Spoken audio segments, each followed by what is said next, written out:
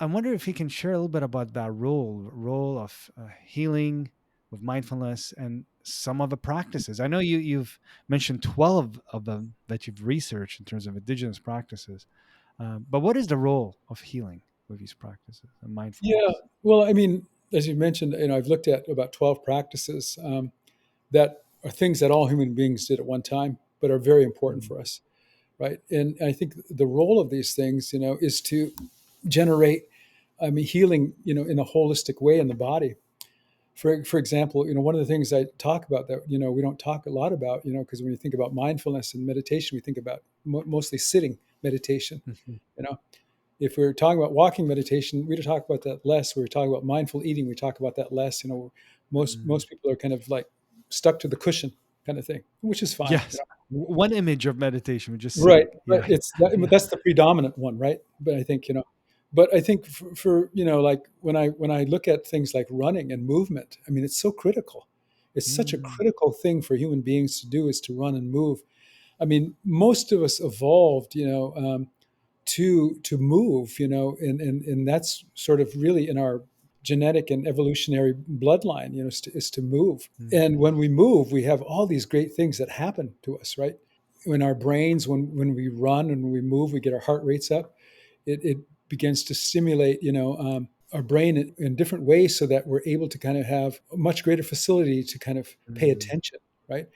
A much greater facility to avoid distraction, a much greater mm. facility, to move from one cognitive task to the next without getting tripped up and just, staying there. So running helps us do that. Mm. Running helps us do that. Another thing, that it does, movement, is really what I found fascinating. I was reading a study, and other studies related to this, is that movement, like endurance running, you don't have to run fast, but you can run slow for so many miles at a nice slow, or even a fast walk. What it does, besides raising up the heart rate and making your heart function better, what it does is it changes the scope of this chorionic metabolism in the body. And in Mm. this chorionic metabolism, you know, um, moves, in a way, when you start running, is that it moves from this toxic chorionic acid, or metabolism in the body, to chorionic acid when you start running, which then Mm. provides a protective factor against depression. There's nothing that is better than movement, for depression. I mean, Yeah.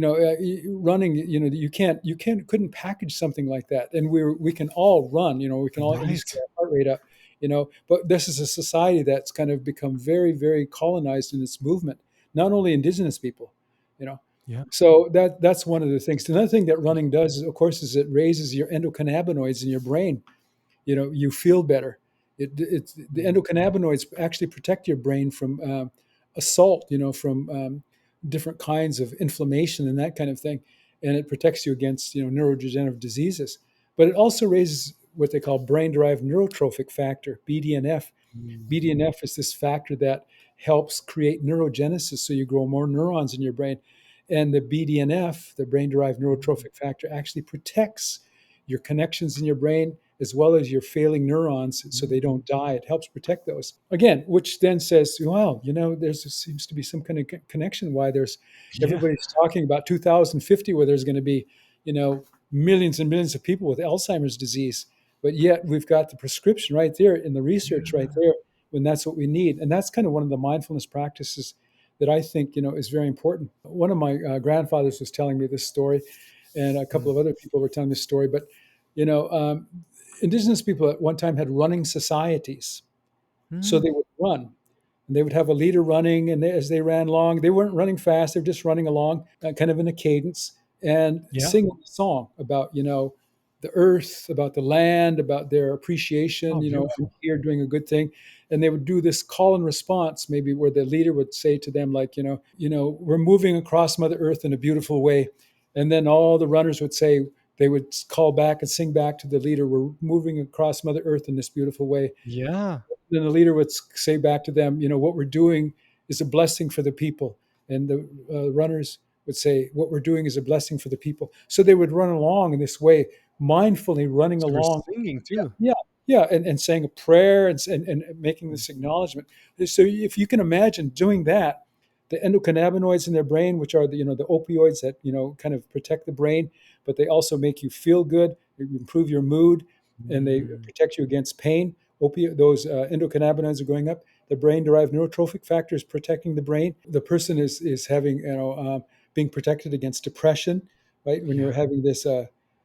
These different chemistries happening. And then what else is happening? Well, you're bonding with everyone you're running with. So that means your oxytocin levels are going up. Your Yeah. serotonin levels are going up, right? Because you're feeling more relaxed. And the reward chemical dopamine is going up. All thrive, right? And so you're moving along. Cortisol levels are going down. Everything's feeling good. You're feeling a sense Mm, of aliveness. Now, what could be more meditative and mindful about taking care of yourself in that way, right? And mhm, so the research is pretty clear about what happens when you move, right? And that's just one of the mm, many things I talk about. That's one practice, right? The other things I talk about is dancing. Dancing does the mhm. same thing, raises endocannabinoids, raises brain-derived neurotrophic factor, relaxes your blood vessels. It protects your brain. Makes it. Then again, all this other chemistry happens. Singing does the Changes. same thing. Yeah. Singing has this huge. You get a huge response and rise of different kinds of endocannabinoids in the brain. And these are things that indigenous people did. They ran, Mm, they sang, they danced, and these are some of the first things that colonization, went after, was to kind of remove mm. these protective factors that they had. But we all need them. We all evolved as human beings to have this kind of facility where we've got, the biological, the genetic hardware to be activated when we do these mindful things, and we do It's them mindfully. available to us.